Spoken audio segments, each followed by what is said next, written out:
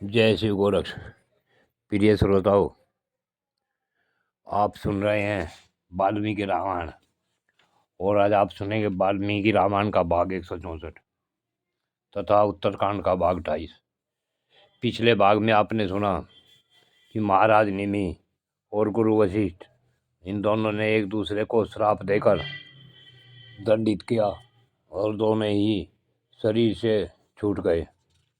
अब इससे आगे की कथा इस भाग 164 में सुने। श्री रामचंद्र जी ने जब अपने भाइयों को इस प्रकार की कथा सुनाई तो वीर लक्ष्मण ने कहा कि हे प्रभु, जब वे दोनों महर्षि और भोपाल देवताओं के भी सम्मान पात्र थे तो उन्होंने अपने शरीरों का त्याग कर के फिर नया शरीर कैसे ग्रहण किया। लक्ष्मण के इस प्रकार पूछने पर भगवान श्री राम ने कहा कि हे सुमित्रा कुमार, एक दूसरे के हिसाब से देह त्याग करके तपस्या के धनी वे धर्मात्मा राज ऋषि और ब्रह्म ऋषि वायु रूप हो गए। माँ तेजस्वी महामुनि वशिष्ठ शरीर रहित हो जाने पर दूसरे शरीर की प्राप्ति के लिए अपने पिता ब्रह्मा जी के पास गए। धर्म के ज्ञाता वायु रूप वशिष्ठ जी ने देवादिदेव ब्रह्मा जी के चरणों में प्रणाम करके उन पितामह को इस प्रकार कहा, ब्रह्मांड कथा से प्रकट हुए देवादिदेव महादेव भगवान, मैं राजा निमि के हिसाब से देहीन हो गया हूँ, अतः वायु रूप में रह रहा हूँ। प्रभु, समझ देहीनों को महान दुख होता है और होता रहेगा, क्योंकि देहीन प्राणी के सभी कार्य लुप्त हो जाते हैं। अतः दूसरे शरीर की प्राप्ति के लिए आप मुझ पर कृपा करें। तब अब अमित तेजस्वी शंभु ब्रह्मा ने उनसे कहा, माँ यशस्वी द्विज श्रेष्ठ, तुम मित्र और वरुण के छोड़े हुए तेज में प्रविष्ट हो जाओ। वहाँ जाने पर भी तुम आयोनिज रूप से ही उत्पन्न होगे और मान धर्म से युक्त हो पुत्र रूप से मेरे वश में आ जाओगे और मेरे पुत्र होने के कारण तुम्हें पूर्ववत प्रजापति का परम पद प्राप्त हो जाएगा।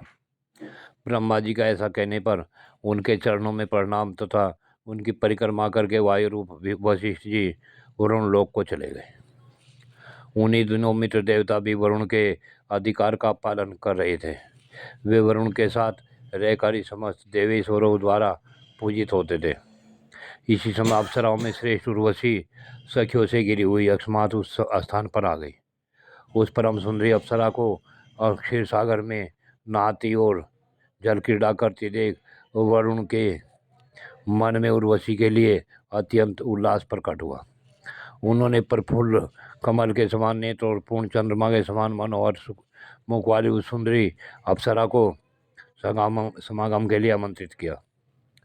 तब उर्वशी ने हाथ जोड़कर वरुण से कहा, सुरेश्वर, साक्षात मित्र देवता ने पहले से ही मेरा वरण कर लिया है। यह सुनकर वरुण ने कामदेव के बाणों से पीड़ित होकर कहा, सुंदर रूप रंग वाली सुश्रोणी, यदि तुम यज्ञ मुझसे समागम करना नहीं चाहती तो मैं तुम्हारे समीप इस देव निर्मित कुंभ में अपना ये वीर्य छोड़ दूंगा और इस प्रकार छोड़कर ही सफल मनोरथ हो जाऊंगा। लोकनाथ वरुण का यह मनोहर वचन सुनकर उर्वशी को बड़ी प्रसन्नता हुई और वह बोली, प्रभु, आपकी इच्छा के अनुसार ऐसा ही हो। मेरा हृदय विशेषता आप में अनुरक्त है और आपका अनुराग भी मुझ में अधिक है, इसलिए आप मेरे उद्देश्य से उस कुंभ में वीर्योदान कीजिए। इस शरीर पर तो इस समय मित्र का अधिकार हो चुका है। उर्वशी के ऐसा कहने पर वरुण ने प्रज्वलित अग्नि के समान प्रकाशमान अपने अत्यंत अद्भुत तेज को उस कुंभ में डाल दिया। तदंतर उर्वशी उस स्थान पर गई जहाँ मित्र देवता विराजमान थे। उस समय मित्र अत्यंत कुपित हो उस उर्वशी से इस प्रकार बोले, हे दुराचारणी, पहले मैंने तुझे समागम के लिए आमंत्रित किया था, फिर किस लिए तूने मेरा त्याग किया और क्यों तूने दूसरे पति का वर्ण कर लिया। अपने इस पाप के कारण मेरे क्रोध से कलुषित हो तू कुछ काल तक मनुष्य लोक में जाकर निवास करेगी। दुर्बुद्धे, बुद्ध के पुत्र राजऋषि पुरुरवा जो काशी देश के राजा हैं उनके पास चली जा, वे ही तेरे पति होंगे। तब वह साप दोष से दूषित हो प्रतिष्ठानपुर प्रयाग जोशी में बुद्ध के और पुत्र पुरुरवा के पास गई। पुरुरवा के उर्वशी के गर्भ में श्रीमान आयु नामक महाबली पुत्र हुआ। उसके पुत्र इंद्रतुल तेजस्वी महाराज महुष थे। वृतासुर ब्रज का परार करके जब देवराज इंद्र ब्रह्महत्या के भय से दुखी हो छिप गए थे, तब नहुष ने ही 1,00,000 वर्षों तक इंद्र पद पर प्रतिष्ठित हो त्रिलोकी के राज का शासन किया था। मनोहर दांत और सुंदर नेत्र वाली उर्वशी मित्र के दिए हुए उस साप से भूचल पर चली गई। वहां वह सुंदरी बहुत वर्षों तक रही। फिर साप का अक्षय होने पर इंद्र सभा में चली गई।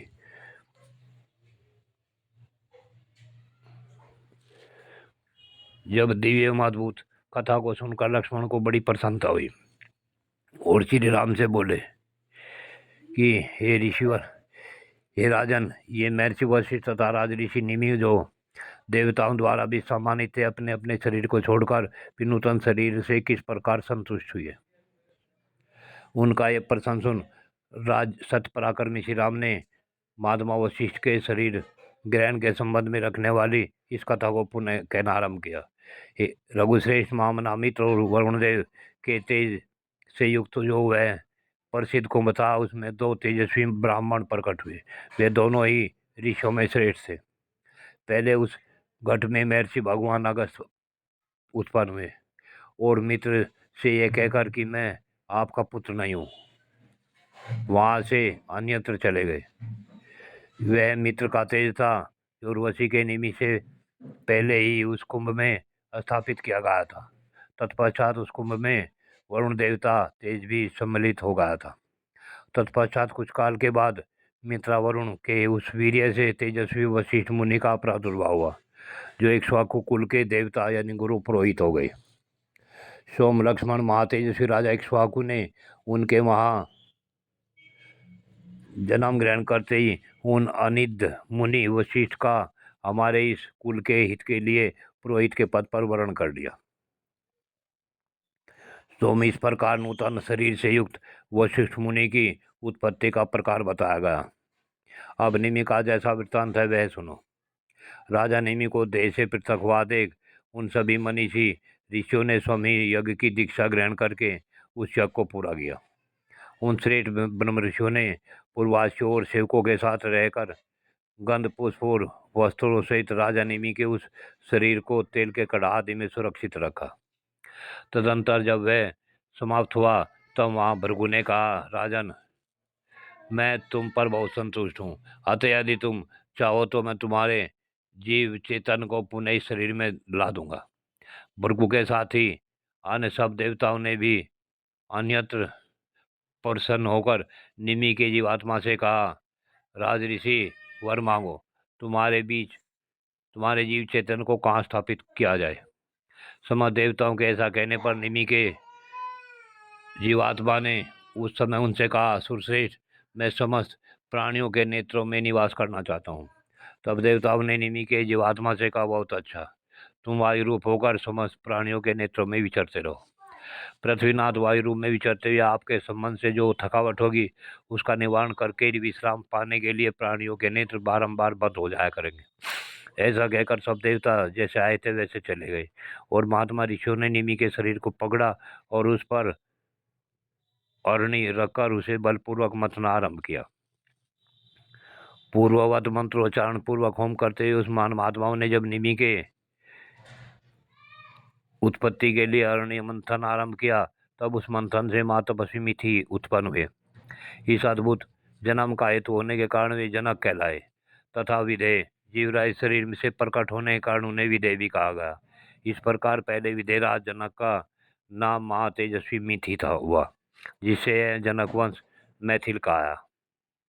हे सोम लक्ष्मण, राजाओं में श्रेष्ठ निमि के हिसाब से ब्राह्मण वशिष्ठ का और ब्राह्मण वशिष्ठ के हिसाब से राजा निमि को जो अद्भुत जन्म घटित हुआ उसका सारा कारण मैंने तुम्हें कह सुनाया। प्रिय श्रोताओं, आगे की कथा अगले भाग में। आज की कथा यहीं पूर्ण होती है। जय शिव गोरख।